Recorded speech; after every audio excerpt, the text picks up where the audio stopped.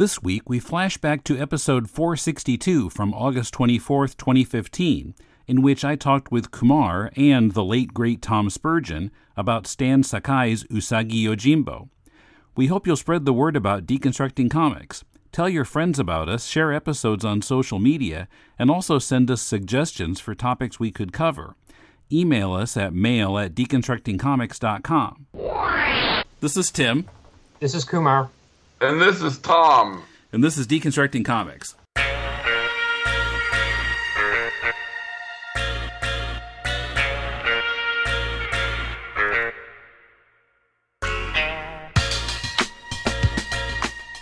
Welcome to Deconstructing Comics. This is Tim in Tokyo with Kumar in Melbourne and Tom Spurgeon in, where is it in Ohio? I'm in beautiful downtown Columbus, Ohio. Columbus, yeah, okay. Jewel of the Midwest. So we haven't, all three of us, been on in quite a while. And I missed you guys. It's been terrible. I have a couple pictures and a candle in the window here in Columbus. It's a sad thing when I don't get to talk to my Deconstructing Comics pals. You know what I like best about our relationship? What's that? It's around Deconstructing Comics. It's right there in the title. Like, you know, it's like, how do you know those guys? It's like, well, we deconstruct comics together. So, yeah, it's a very straightforward. It's a very straightforward relationship and one that I very much enjoy. So it's good to be back on with you. Okay, great. So this time we're talking about Usagi Yojimbo by Stan Sakai. Now, just for people who aren't familiar with it, and it's appropriate that at least Kumar and I have some Japanese background here. Usagi is Japanese for rabbit, which, of course, the character is a rabbit. And Yojimbo means, I had to look it up, bouncer or bodyguard. And, of course, Yojimbo is the title of a Kurosawa movie from, in the 50s, I think? 60s. Sure. Yeah, I would guess 60s actually, but yeah, for sure.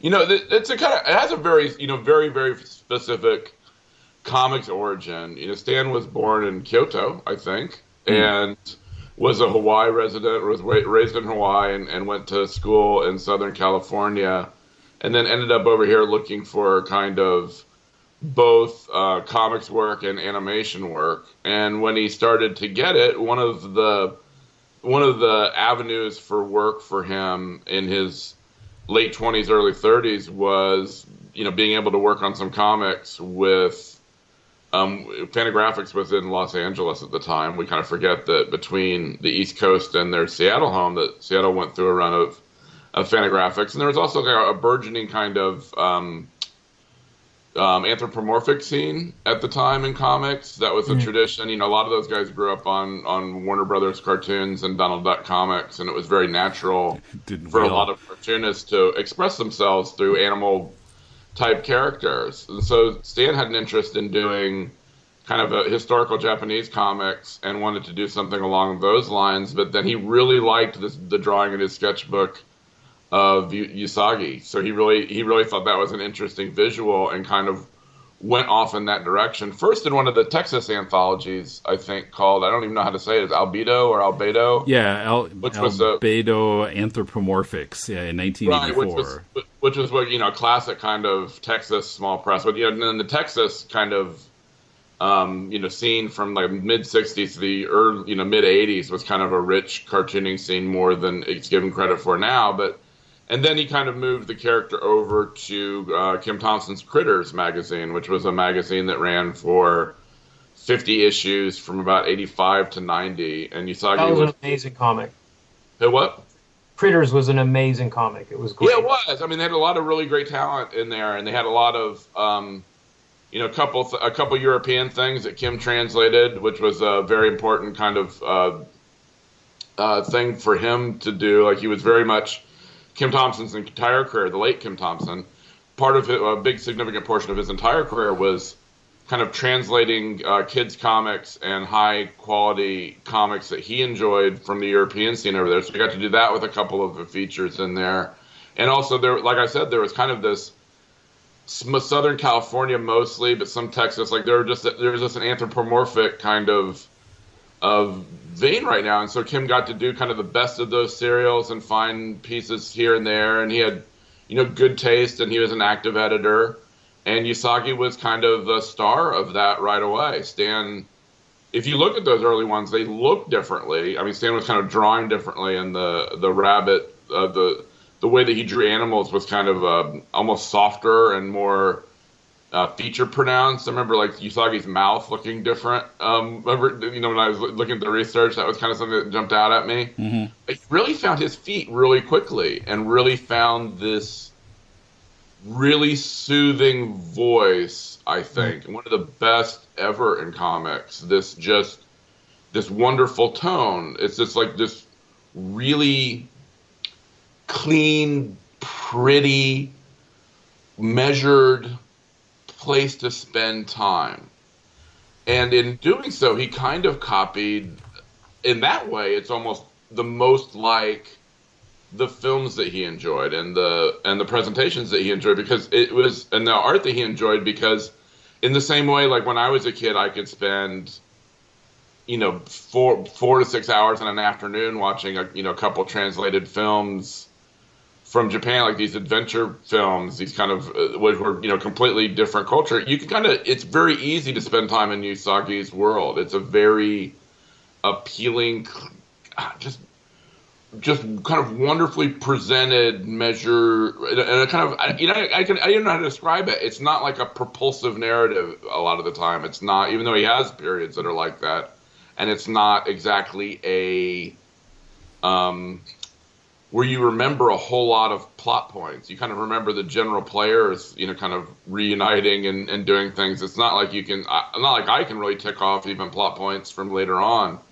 But there's just something about that world. There's something about being dropped in that world where it was one of the great things comics can do. And Stan has been doing it for, 31 years now, I think. 84, I think, is when Usagi first appeared. So yeah, it's a very specific to comics kind of deal. And of course, Stan was around in the 80s. It always seemed like a good idea to attach yourself to a character title, right?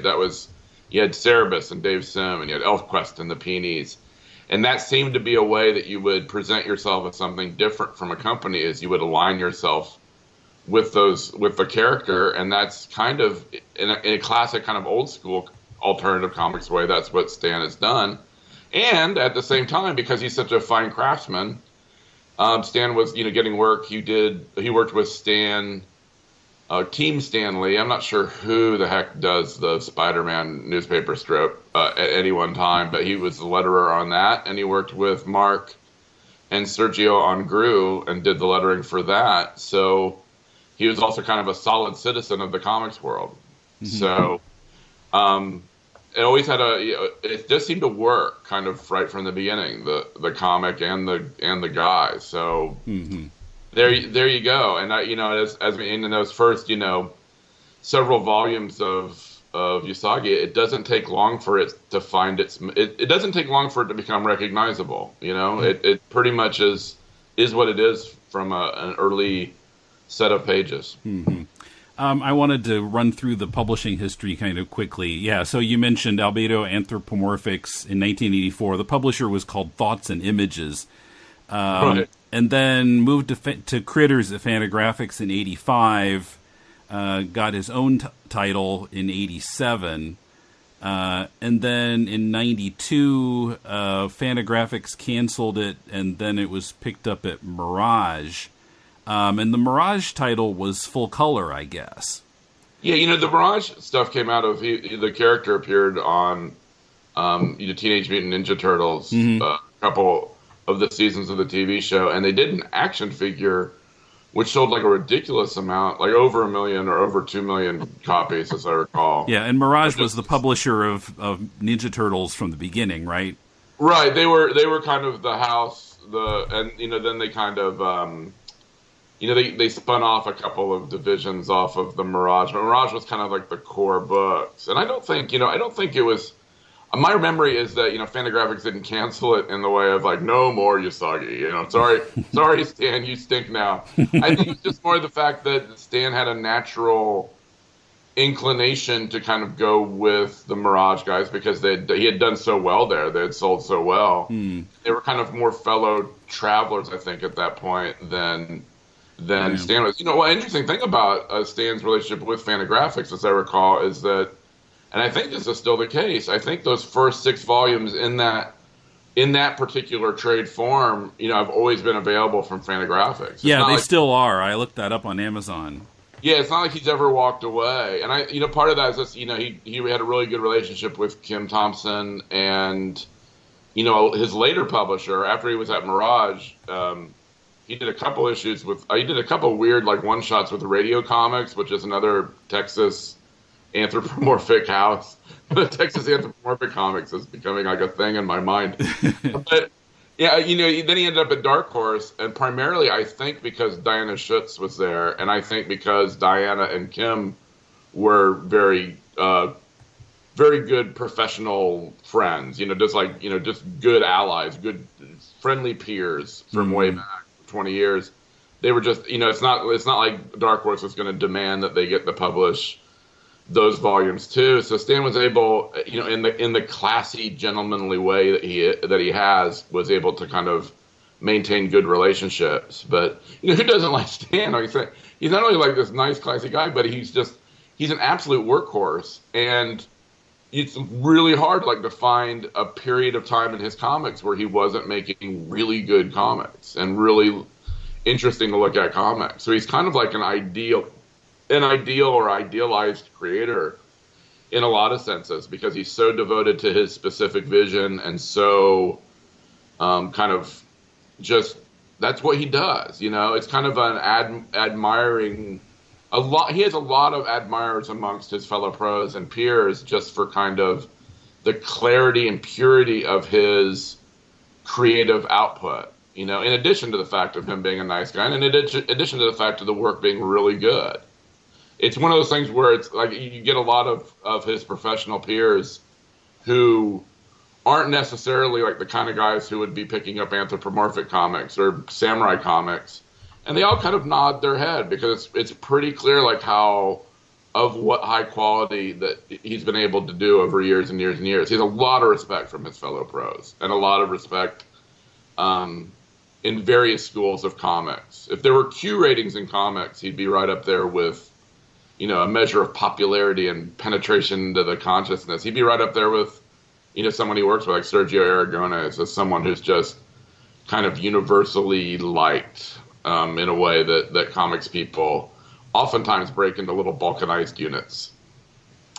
Mm-hmm. So, what thing Stan wouldn't do is he wouldn't talk all the time on the podcast like I've been doing. I apologize. I am an admirer, and I really like his stuff. And I think it's sometimes people will stop and look at my run of Usagi books on my shelf and express puzzlement sometime. But there's nothing better than just to kind of dive into that world, because it's right there. It's just he just has that magical comics thing where an entire world is suggested in however many lines, and it's the way that he approaches his stories. They're it just has this kind of wonderful rhythm where it's mostly, there's a lot of like I said, it's not propulsive except at times when it does get that way. So it's you're able to spend some time there without being exhausted even. So I don't know. There's no more fun comics experience I have than reading Stan's work. Kumar, what Usagi books have you read? I don't know. I read bits and pieces and Critters years ago, and then the thing about Usagi is you can pick up a couple of issues when they come out off the shelf and get a whole story often. So I kind of just read it in bits and pieces. This is the first time I've ever really sat down and read a whole chunk. And this time I read Saga 1 and 2, so that's 6 volumes worth, 1,200 pages. Right. I read Saga 1. Now, this is published by Dark Horse and includes all the Mirage stuff in black and white, and then the first 6 issues of Dark Horse. And Tom, what did you do as far as your preparation for this talk? I went back and I reread a whole bunch of stuff from all different eras, and I can jump out here and there, but let me say that right up front. I'll let you guys, and then I'll kind of let you guys talk about the details and the kind of the plot details and make an observation here and there. But one thing I think is really interesting, and one thing I think that it has, one of the reasons it's been a comic that has survived for so long, is that once he puts the major players in place, there's a kind of I wouldn't call it like it. And it's really hard to explain. It's really hard to explain how he does this without it kind of deflating the comic. But there's a period at which everything is kind of there, and then he kind of brings players back on stage, and he kind of slowly and incrementally kind of adds to your understanding of the Usagi character, not kind of in dramatic plot elements, but just kind of the nuances of his reaction to new situations, if that makes any sense. There's kind of a great golden afternoon of Usagi where you can almost jump in at any point and figure out where you are pretty quickly. It's not, and there's a kind of a maturity that kind of gives itself to the character in that way, in that once he's an adult, it's not like a mainstream comic where he's constantly like flipping out or like jumping into a new costume or jumping. There's a point at which he becomes who he is, and then it's just kind of cycling through those experiences of life according to who he is. And it's a very there's something that's very steadying and kind of interesting about that, when all we have around us are these narratives where it's constant change on these characters. And, kind of, Usagi kind of endures, kind of, he's always, there's always, and it's not like the character doesn't change at all, but it's a much more adult kind of change. There's enough of momentum and enough kind of weight to his character that there's no brand new, or there's no kind of attempt to goose the character that way. No reboots. Yeah, really. I mean, and it's not. We think that, and we don't even, not even just in a corporate sense, but I think there's an impulse to do that, kind of this novelistic impulse that we have, that everything has to be about these like devastating, startling changes, even to character, and it's not like that with Usagi, and I really appreciate that, and I appreciate the fact that I can read a lot of even the new serial comics, and you're not. As once you pick up on the supporting players, you're not totally lost. But I'd love to hear, like, specifically, because that Mirage run was kind of really interesting too. Mm-hmm. What you guys thought of, like, the actual, like, the narratives, or how he would unfold a plot. So, let me back off and back off my super aggressive. Well, yeah, I mean, I liked how there is a through line, there is some continuity, there's the occasional footnote, like, Usagi met this guy back in whatever issue, but. Yeah, it's not, overwhelming like some superhero comics might be, where you just pick it up and can't make heads or tails of it. But I like those little bits of continuity where things flow. Like there's in this Saga 1, there's like there are separate kind of episodes, but like in one he gets his sword stolen, and then in the next one. He's moved on, but he's looking for the sword, so that's still kind of part of it. Or earlier on, there's a story where he's just with these.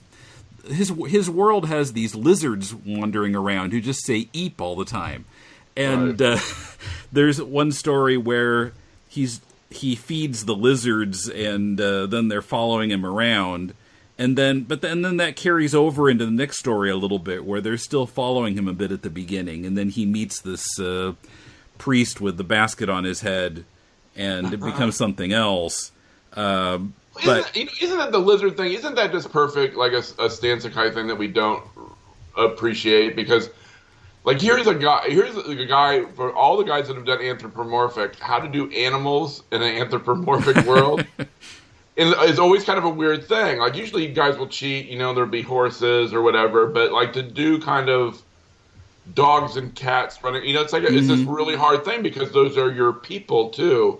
And with this kind of one stroke and this really kind of super visually, he's a great, like, creature designer.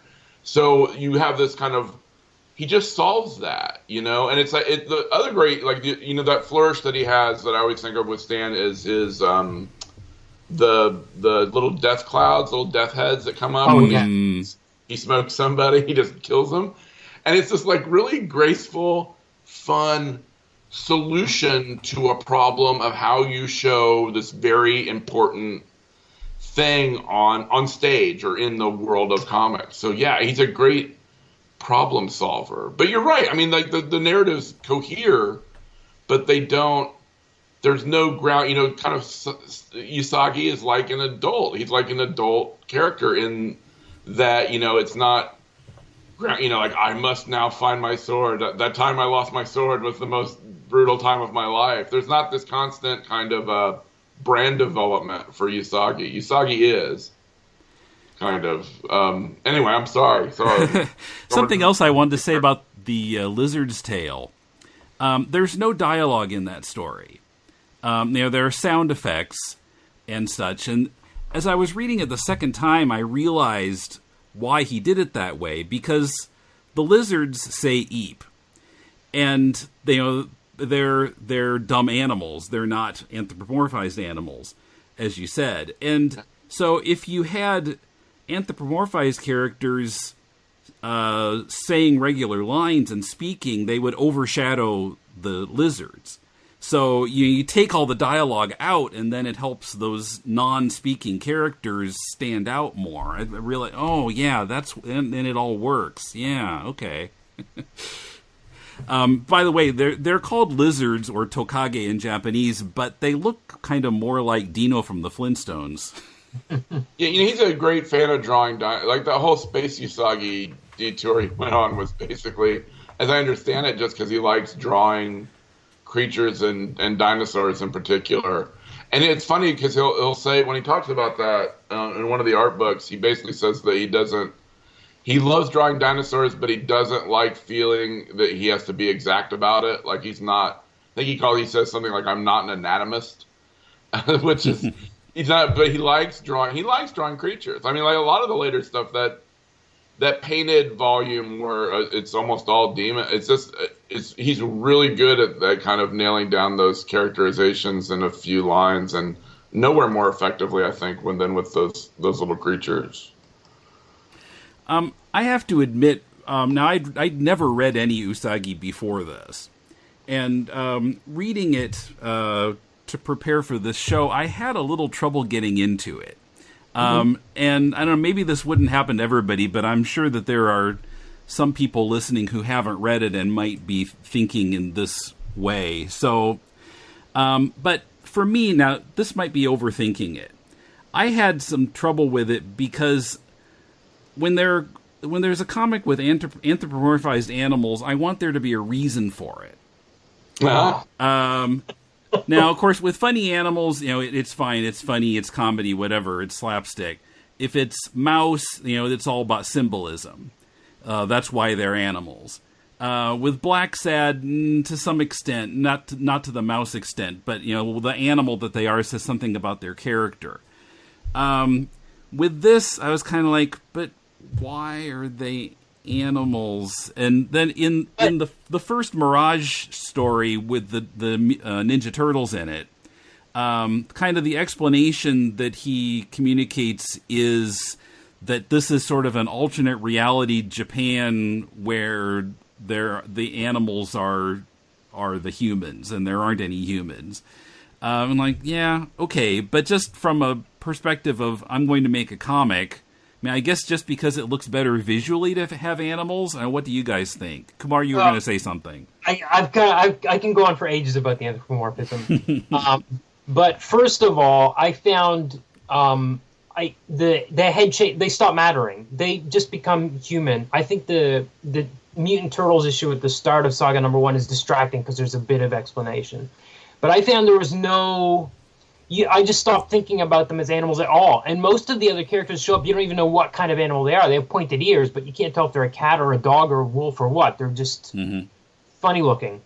So I kind of forgot about it completely. Only Usagi stands out because he's got those huge ears, but I found that was quite interesting because it allowed Sakai to make huge long shots from like kilometers away, but you could tell that was Usagi running along the beach because of the two tiny lines coming out of the top. And there are no other rabbit characters, at least not in this book. Right, so it was really, it kind of opened up some doors for him. I don't know if he planned it that way, but I don't think it really matters because there's nothing like Mickey Mouse having a dog. Like, there's nothing that was...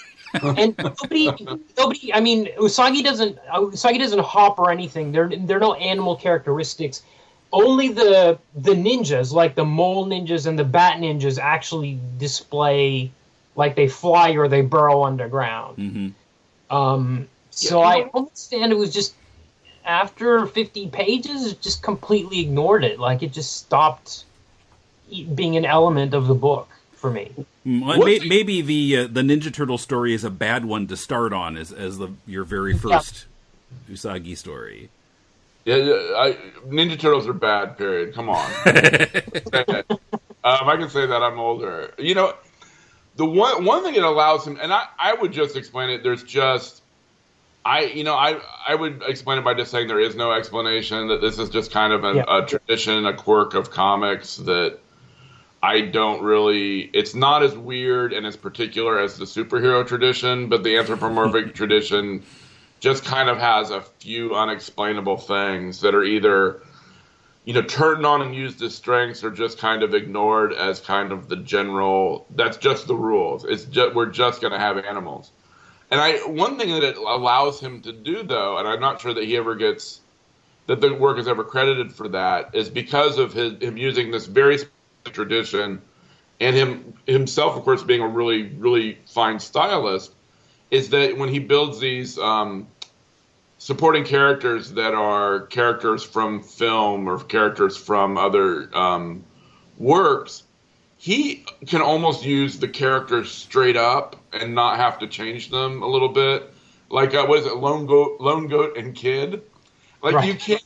Because he has to change them, or because these characters are changed into animals, he doesn't have to change them in a significant interior sense in order to use them. So Usagi has this kind of, it's almost like this wonderful cheat in that these characters from other movies, and these characters, kind of these broad characters, can almost be used wholeheartedly more because they're changed into animals first. That's enough of a difference for him. So he doesn't have to it's like these characters, but he's greedier in my version of him. It's like, no, he can just use it cold. And it's because it's an animal now, that changes it enough for him to employ it and have it be different enough where he can get away with it. And that's kind of cool, I think. And it's not something that I see a lot of people. You don't see it that often. You'll see frequently, like in a standard, like a fantasy story or even a superhero story, where there'll be a character where you're like, okay, like that character's sort of like this other character, but no, this character is basically James Bond, or is basically whatever character, and Stan's able to use that a little bit, and I think it does have there is some representation of character through what animal they are a little bit, and so he does play with that a little bit, and I think, also the visual of it, I think is something. There's something that's very appealing to that. Stan can draw, and at one point wanted to draw kind of a large samurai epic in using human form, and he actually did the work. He did an adaptation of 47 Ronin recently in the last few years, where he works in a style that's not anthropomorphic. So he's certainly capable of doing that thing. But I think there's something that's appealing and direct about these characters. That it doesn't seem as weird or doesn't seem as specific as it might if we had a bunch of humans doing it. So I do think he draws on the traditional strengths, but also this very specific strength in that we get the animal version of various popular characters kind of pop up and are immediately recognizable that way because there's not much other work to be done. Coming up, Lots of action and understated death. Is Usagi Yojimbo appropriate for kids? Sakai's ability to pack a lot into a short story. And the sexual healing controversy. First, if you're enjoying this podcast, help us attract new listeners by giving us a review on iTunes or other podcast sites. And use the social media buttons on each post at deconstructingcomics.com to share episodes with your friends. Tim and Paul race to the scene, where a 1960s Batman TV episode needs analyzing. The show's attitude toward civics. A loyal taxpayer stooping to criminal methods. Toward women. A dish. Toward time management. All in all, Batman, you've been pretty busy. As well as the history, the casting, and more. Tune in via iTunes or Stitcher, or visit tothebatpoles.libsyn.com for... To the Batpoles. Tom, you mentioned the... when someone dies, the little word balloon that comes out with the kind of cartoony skull in it to show that they've died. There's a fair amount of killing in this comic, and a lot of it is done by Usagi. Somebody on Goodreads said that Usagi seems to have killed more people than any actual person ever has in the history of the world.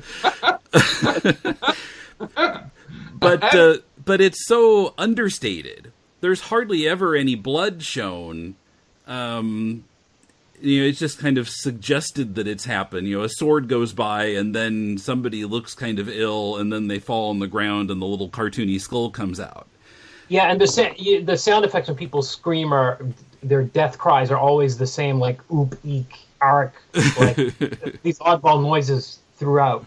Very, very early on, he did some effects with, and like really early on, he did some effects where they were kind of like a spray effect, like an adult samurai comic where you see the sword passing through, and then like the shower of blood that might splatter a wall kind of comes out. But you're right, he got away from that really quickly, and I'm not sure what that is. I mean, it might be interesting. I don't have kids, so I've never thought about it in terms of like the appropriateness of this super bloodthirsty, super murderer kind of hero, which might be an interesting way to kind of go back and explore that. But yeah, I think when I was if I were to read it as a kid, I read it a little, at the tail end of my being a young person, is probably when I first encountered it. That there's something to be said about it having an appropriate, or like when I was thirsty for a certain kind of action that I think that Usagi kind of would have placated me on. I was always impatient for like more fighting scenes when I was a boy, and would watch these movies and endless shots. I'd like get to the sword fighting, more sword fighting, please. And so I think that there's that too. I mean, there's this kind of like wish fulfillment where you want it to have all of these action scenes a little bit as a reader. He certainly doesn't skimp, right? Mm-hmm. I mean, it's not there's usually a violent outcome of some sort to be had. I don't know. But you're right. It is a profoundly kind of violent comic, and I'm not sure. I would be very surprised if like the accumulated violence had a thematic effect later on. So I would be astonished. So yeah, I think it is something that if it's just part of your comics landscape, you might not think about.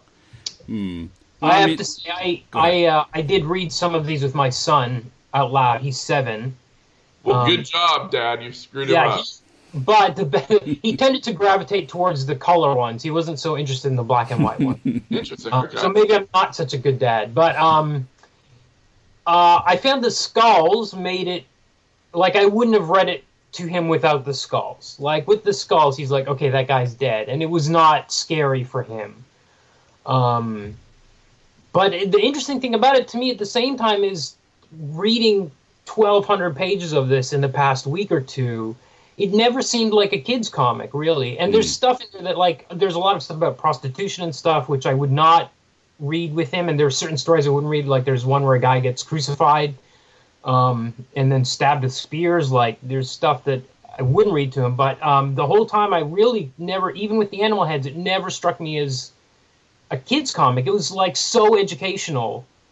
Like I mean, for me, like I was learning so much, and I know a lot of these samurai stories already, or that type of story, or about that history. But it was still like really a very enriching adult reading experience.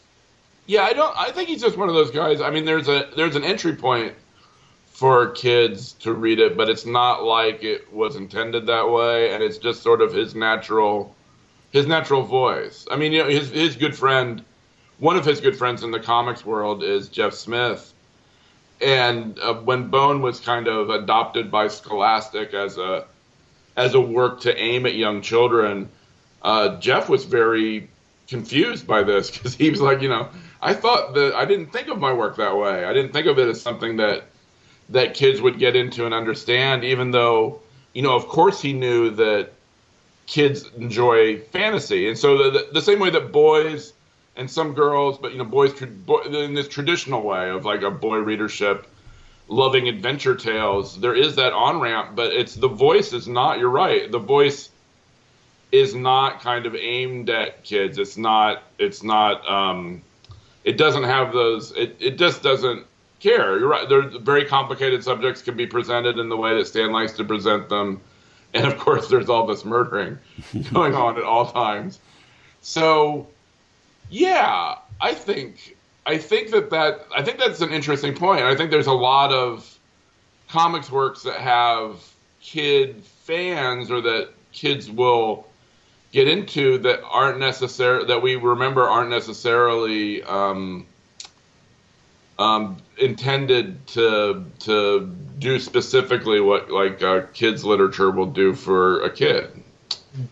And that's just another kind of weird quirk of this gigantic set of comics coming out of this very specific tradition of comics, and they were kind of, you know, always intended for everybody in a certain way, or you know, whatever its audience is, mostly adult. That's how they were intended. Yeah, I suspect that the fact that they're animals makes it more attractive to kids. Sure. But yeah, you're right. It doesn't really read as being for kids most of the time.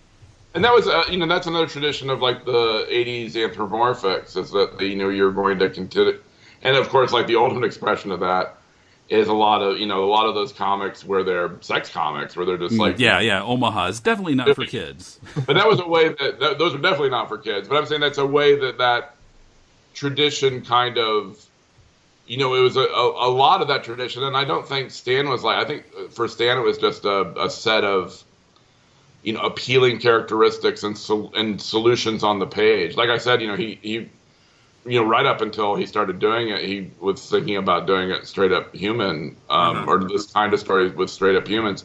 But I think in a lot of that sense, that's something about that tradition where you were kind of having anthropomorphic stories, but they were more, it was a way to show, in the same way that the comics creators in the 80s wanted to show that superhero stories could handle more adult approaches or a variety of approaches that also anthropomorphics could, and there'd be, you know, humorous, you know, adult humorous type anthropomorphic comics, or, you know, so there was not, you know, later on with, I don't know, like emotionally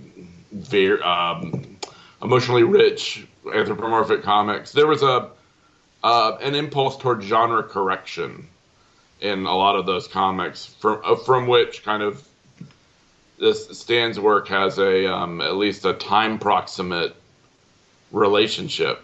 Yeah, Mouse was around the same time too, right? Well, yeah, sure. Mouse. Yeah, and that was you know, something that kind of adopted.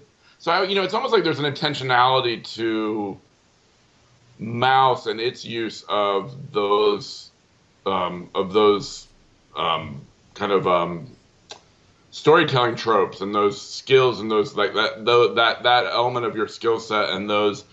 Whereas I just kind of think of something like Usagi just kind of has the kind of recognized, like, it was just an honorable way to do comics. It was just like one of the options for doing comics was to do anthropomorphics and not really care about who it was aimed at, if that makes any sense. Mm-hmm. It was, there's a real element of kind of, it comes out of this tradition of genre correction, even if Stan wasn't participating on that level.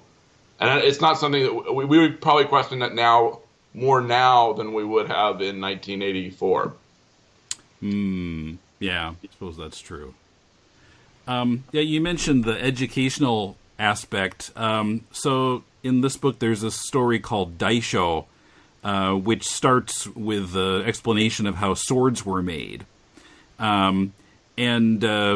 In James Robinson's foreword in this book, he mentions how that sequence serves as both a history lesson and it's right in the middle of when Usagi's looking for his swords, and it raises the stakes on, what's so important about those swords for Usagi and that he's trying to get them back. So I thought that was interesting. It kind of works on two levels there.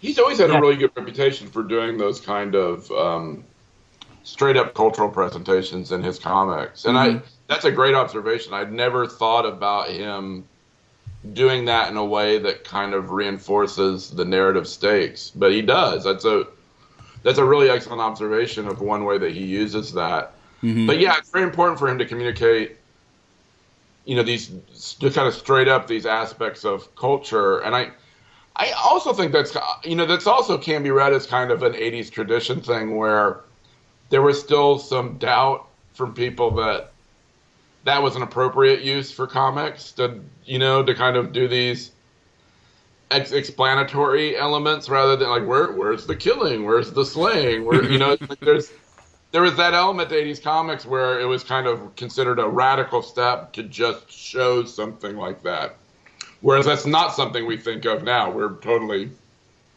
on board with cartoonists being able to work in multiple modes, but yet those comics are very good. I mean, I like it when he does the thing. There's one of the famous ones was it about kites? I'm thinking that kind of blew everyone away when it was done.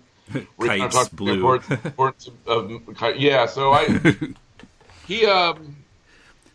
But yeah, Wikipedia mentioned there was a kites one also in talking about the educational aspect and various crafts that were mentioned. Pottery also, I guess. I haven't seen that, but yeah, no, he's done it. He's done it at least a half dozen times with specific subjects, and those are considered amongst his best comics and a nice showcase for his skill. But this book also talks about kind of aquaculture, raising fish.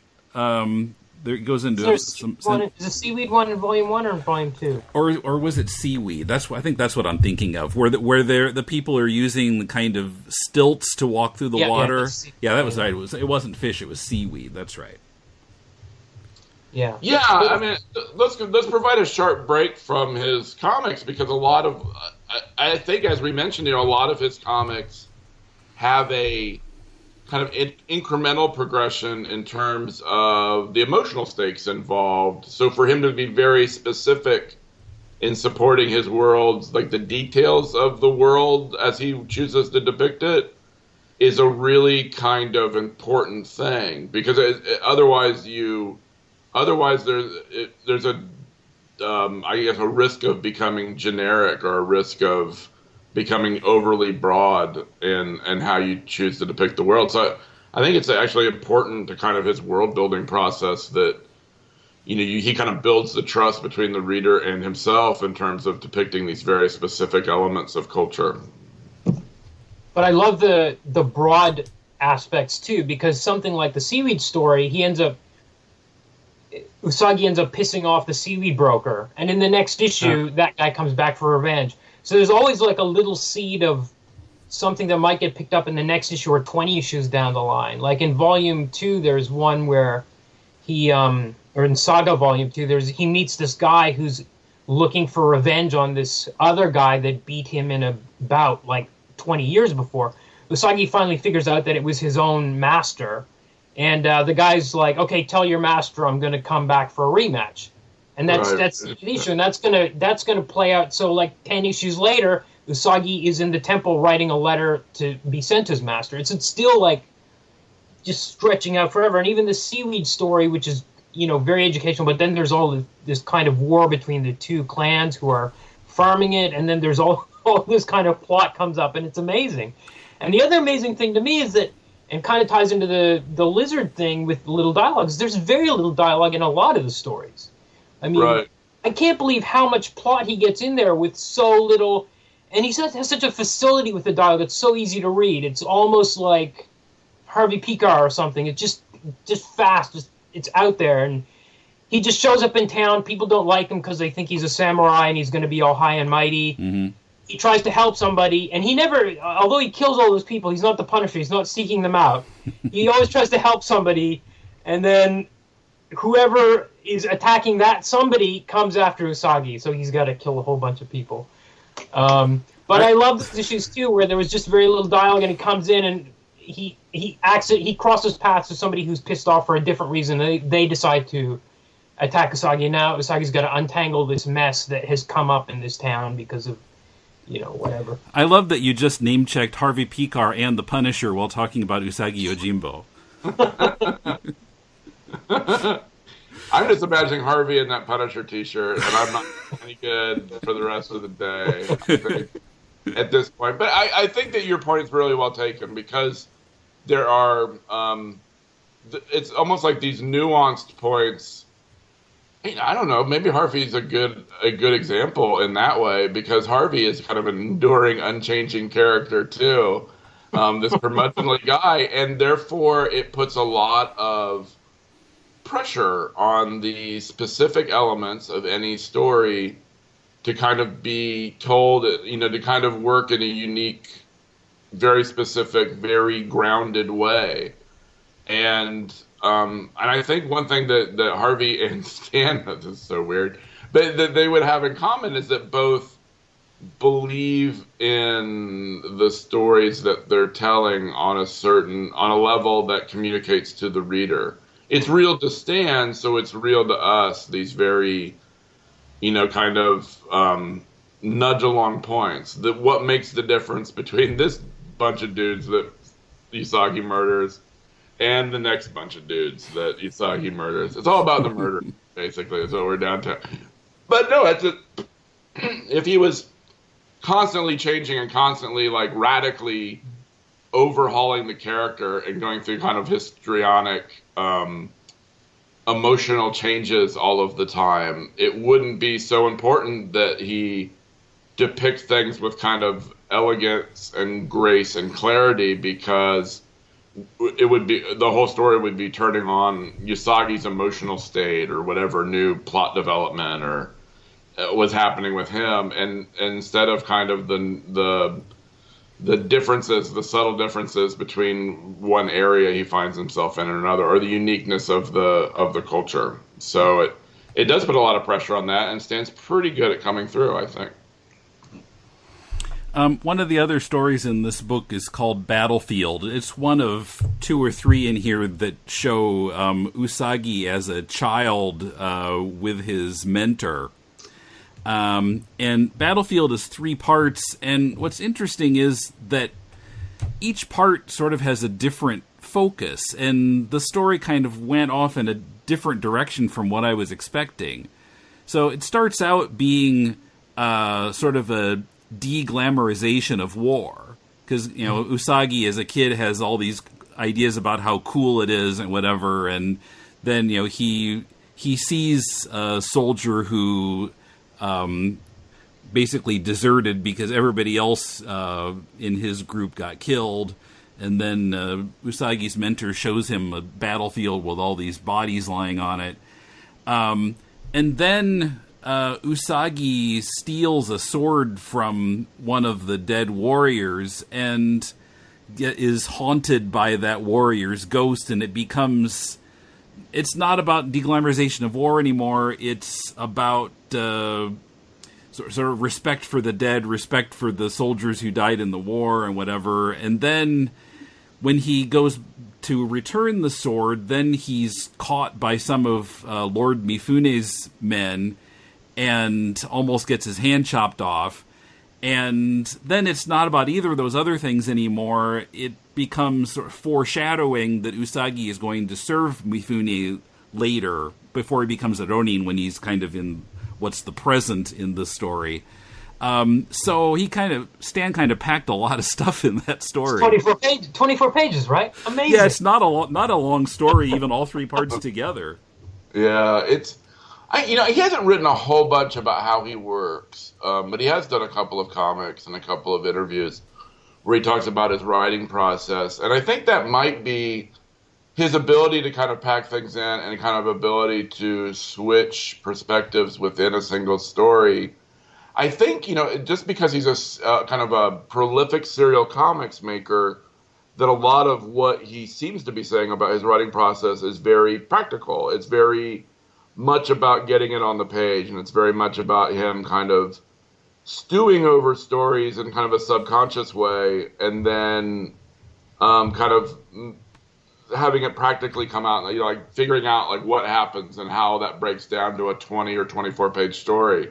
So it's almost kind of like the events of the story are pulling the theme kind of after it a little bit. Mm-hmm. So I could see how that might change, because that's kind of the subconscious part for Stan, I think, how what the message is. He doesn't seem to kind of build manipulative story points, which is really weird considering that he works in a milieu that almost begs for there to be a practical lesson, and that's when Usagi learned not to take swords. It's like there's it's almost like you could go that way, but I think I don't think he thinks in those kind of manipulative terms. So I think when he works with those like individual plots, he's not worried about, wow, this is kind of coming from all over the place. I think those are just honestly what those plots suggested to him in terms of story. He's also, he is also interested in like depicting a life too, which I think is becoming a little bit more prevalent. I'm told by friends of mine that are more common readers of his stuff right off the stands that it seems that is to kind of have a well-rounded portrait of Usagi's entire life by the time he's done is kind of one of his stated goals. So a lot of the past stuff, I think, kind of hints at his thoughts there, like what the character is about and how the character might come full circle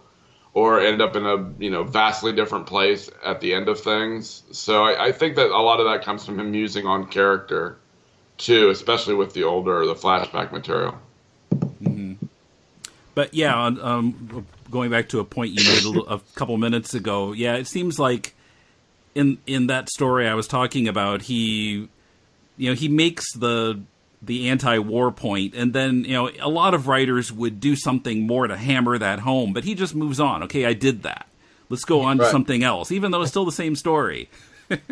And let's kind of touch on this other point, and then let's move on to something else that's more kind of about Usagi's overall story. It's an unusual approach. He's not projecting it for another medium too, which I think is a lot of what controls or a lot of what directs comics now. He's not developing the Usagi movie, so there's no idea that you kind of have to take this one idea and hit it in a 3-act structure. He's just telling his short stories, and he doesn't have to worry about those things. He did get to the point, where a TV show was developed, but even then, that was an old-fashioned kind of serial TV show, so it's not like he would have had to have stuck to any one point. And I often get a sense reading comics that, if someone were to do Usagi today, they'd make sure to really nail down the thematic underpinnings. And so if this story becomes the movie, then we'll have that character progression from here to there. And I just think that Stan is kind of free of those concerns, and he has this old-fashioned kind of, desire to tell a story in 20 or 24 pages, and that's the primary mode, and the longer stories kind of base off that, and there's this undercurrent, but it's still kind of an antiquated way of thinking about it, which is kind of wonderful. It's its own thing. It's you could lose yourself in this entire world, and this could be like your obsessive concern about comics, right? But it's not like you would share that with millions of people. You'd share that with maybe a few thousand, it's this wonderful thing to find this complete a world that not that many people know about. And I think one of the appeals to it is that it doesn't have to progress on, standard media structures and concerns and desires to break out that way. Kumar, did you have any particular story? Sorry, Kumar, did you have any particular story you wanted to touch on? I don't know. It's kind of what Tom said at the very beginning is it kind of goes back to something there. But I read them, and then I came back to them today, and it was like, oh, I didn't really I remembered the players, and I didn't really remember the plot points. Mm-hmm. But I loved he just made it seem very, very easy. Like the stories just came out very easily, very clearly, and I just felt like he's got to run out of stories at some stage. And I went through 1,400 pages. I pulled my issues off the shelf. I was like, no, they just keep going. It's like Lone Wolf and Cub. It just can go forever, and there's always some way to structure it. And it was very smooth. The stories that I was sort of not into were the supernatural, like the yokai ones where all the Japanese traditional monsters show up. Right. There are a few of those, and I just kind of thought, well, that's another, you could go down that rabbit hole and tell a million of those stories, and they just somehow just seem slightly less interesting to me than to read about what some of the weird actual social structures of feudal Japan. I think he's a good monster designer, though. I mean, I think his stuff looks good. And I think there's when he does the supernatural stuff, it kind of fits on a continuity with the other stuff he's been doing. It doesn't jar me out of the story when something shows up like that. But that's a really interesting point. I kind of wonder if I wouldn't favor those kind of stories too. The ones that are kind of specifically about an element of village culture over some weird marsh creature somewhere, right? I think that would be I think he would have exhausted that if that's all he did, by now, maybe 20 years ago. Tom, any particular stories that come to your mind? I think that the Grass Cutter 2 sagas, the longer sagas, I think that the first one is as tight and as fun a showcase for an adventure story. And I don't even remember where that comes in, but I just kind of remember that one. I kind of remember, and not even knowing that is not something I reread, but I remember that was something that won one of his occasional Eisners for narrative work. And I think that the older, the comics community that votes on that, Comics Had It Right. I think that's a nice, tight, well done, kind of escalating, concerned stories. But I think, but now that I think about it, I would think that like my memory is not so much even any of those specific stories, but just kind of this idea, this almost generic Usagi story, right, where he comes into town and he's perceived a certain way. And there's something that's very The Fugitive about that. There's something that's I'm sure that this goes back to those folk traditions where an aspect of village life or an aspect of normal life is broken up by an outsider. That seems very... and he always arrives in town saying, "Oh, this looks like a friendly town," and within 30 pages, somebody's dead. Yeah, well, he's killing somebody. We know that. It's never a good day when he shows up in town. It should be maybe some of the later ones. But I almost remember those kind of offhand stories more than anything else. And I do like some of the classic supporting characters too. This would be like a disaster for me to try to say their names out loud. I think there's a Usagi pronunciation guide that I would need to tape to my wall before I would talk about it. But I kind of enjoy the general milieu more than I think I enjoy individual stories. But that doesn't mean, like I said, like the 2 Grass Cutter stories I think are really tight, well done stories. And It's like the old thing, like when you would think about like Bob Dylan albums. Let's just bring in Dylan because we brought in Picard. But like if there was always that statement that people would say about musicians like Bob Dylan. It's like if some guy just showed up in 1986 and did Bob Dylan's album from that year, we would flip out over that guy. And so I think if someone had done as good a story as Grasscutter and had never done like another comic, I think we would remember that and kind of, as a specifically strong, kind of well done adventure story comic. But it's not the sweep, it's not the breadth. It doesn't encompass like, that's what will stand out. I think if people, because you never know, or as people remember Usagi, 10, 20. It's coming up on 35 years. So, like 10, 20, 30, 40, 50 years from now, I think it'll be for the sweep of it. And I think it will be for his ability to kind of mine this very specific story type into thousands upon thousands of pages with, the occasional romp, but mostly that solid structure, the story type, There's nothing wrong with him working his A game. There's nothing wrong with him working his like a great athlete that has a signature move. I think that's how we kind of remember Stan, a couple generations from now. He'd almost be better represented by a random short story than by one of his grand epics. And that's a very specific legacy that speaks well of his overall skill and his devotion to making every comic good, in a way. Just to wrap up here, I thought we should mention the story Jizo. It's only 8 pages.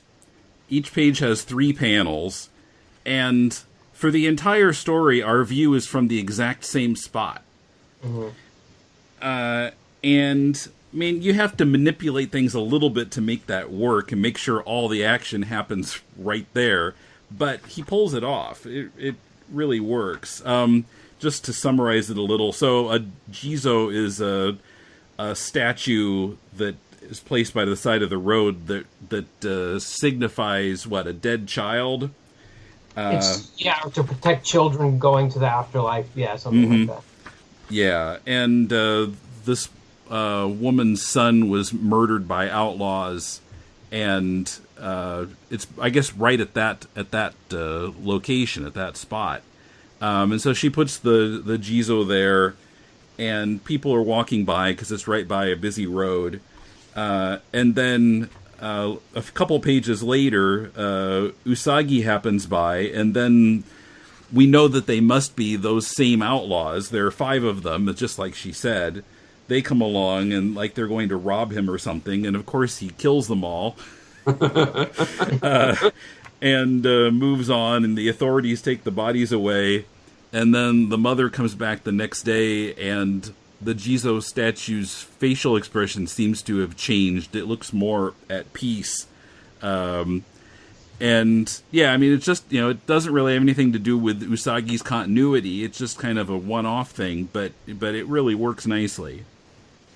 Yeah, it's a beautiful story, that one. I think so. And I think one of the reasons a story like that will work for him, I looked at some of the structural things that he was using, like later and opposed to earlier, and he is a very straightforward cartoonist in terms, especially later on, and especially, maybe about, 5-10 years into it, where he stopped using kind of Baroque pages and kind of, there's a very standard set of page designs that he uses, and very much 3 across presentations or full width panel presentations that are not remarkable and not, like I said, Baroque or kind of adventurous narrative choices, so that when he does do something that's kind of formally audacious, I think it really stands out.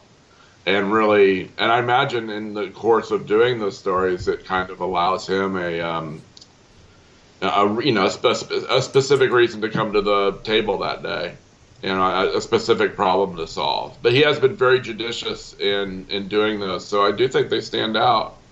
when they're done. Yeah, and some of his best stories kind of are these kind of twists on standard presentation because of it. Yeah. If he did that all the time, he'd just be annoying. Come on. Yeah. Drive nuts. But he does. And there's not a ton of times that he's done that over the years, and he always does that to good effect. You mentioned like some of the silent story work that he does sometime. It's not even that you think of him that way, but when he does it, it's very effective. And so, yeah, I think that comes from doing a lot of comics. God bless bless. I want to say another thing. Is that it? Or are we just terrified that Usagi's going to show up and slaughter us? Show. I think it's one of those kind of unique to comics, kind of cool corners of comics, and I'm a big fan of like watching artists do their thing, and it seems like it would be a better creative world if more people were kind of given the chance or had that in them, had that kind of fortitude to so fully explore a very specific thing that's important to them. So it's almost like I almost see Usagi as this wonderful thing that exists almost more than comics, than the comics themselves, and I enjoy that thing. I'm glad it's there. I'm glad that this really talented cartoonist has been able to tell all of these stories, and I look forward to seeing what he does next. And I think I'd feel that way even if I didn't personally enjoy them, and even though I do. Kumar, go ahead. What were you going to say? I was going to say we never really talked about Usagi's personality, which I think is one of the big selling points for me. I loved how he was such a nice guy, and he was super annoyed by stupid thugs. Anytime they showed up, he was just go away. He was just so annoyed by them. I absolutely love that. He does like those burns, doesn't he? Like really well. Yeah. I also wanted to say there was, from the first minute of the show, there's a direct reference to Yojimbo. About page 100 of Saga, where he throws this, and it's kind of goes back to the wandering into town thing, where he throws a stick in the air at the crossroads and goes in the direction it lands, and that is from the first scene of Yojimbo. Yeah. And the other thing I wanted to ask Tom was, can you please explain the sexual healing controversy?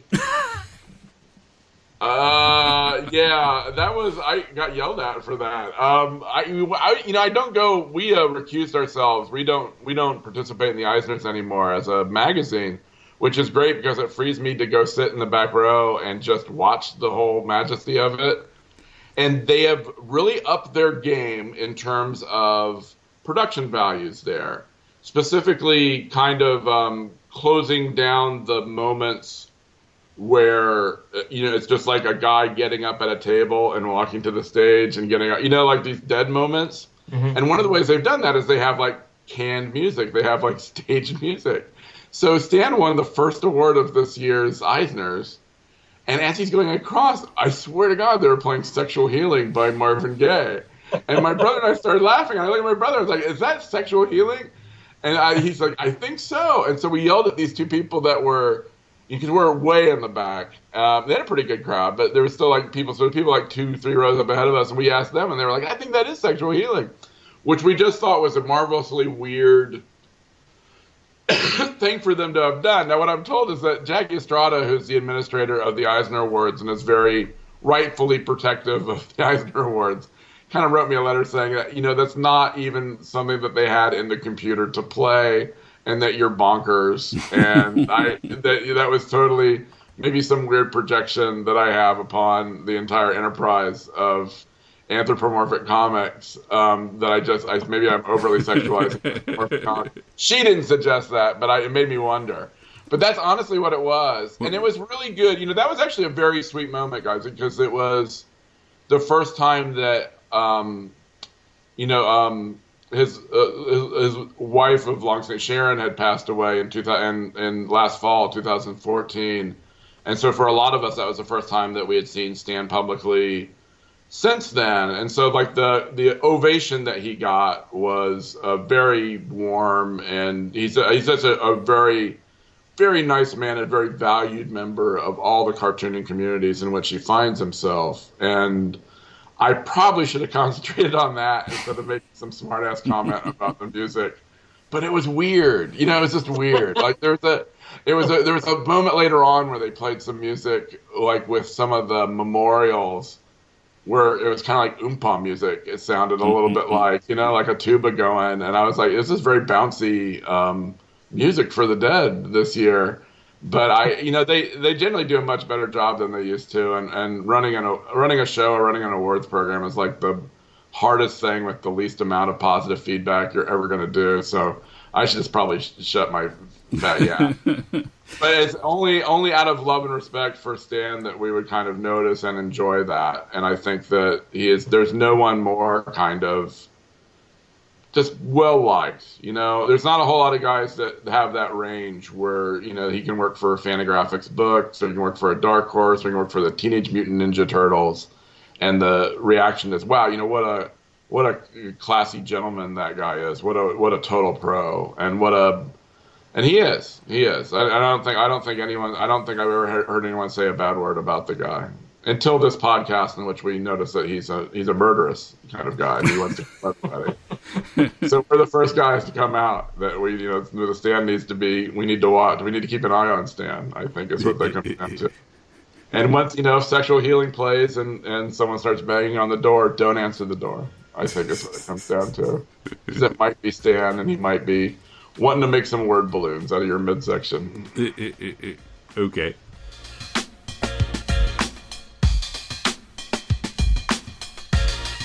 After moving to IDW for several years, Usagi Yojimbo has recently returned to Dark Horse, but under Stan Sakai's own imprint, Dogu Publishing. If you're enjoying our comics discussion every week, consider supporting this podcast by joining us on Patreon at patreon.com/deconcomics. And go to deconstructingcomics.com to connect to us on Twitter, Facebook, or YouTube, to shop on Amazon to support the show, and to find links to subscribe to the podcast. You can comment on any episode there, or drop us a line at mail@deconstructingcomics.com. That's also the address for submitting your own comics work for possible inclusion on our spin-off podcast, Critiquing Comics. Our theme is by J.B. Anderton. Next week, Kumar and I discuss 1963, a series from 1993 written by Alan Moore and featuring artists Stephen Bissett and Rick Veitch. The series lovingly mimics 1960s Marvel while also taking some pokes at Stan Lee and at Marvel's treatment of creators.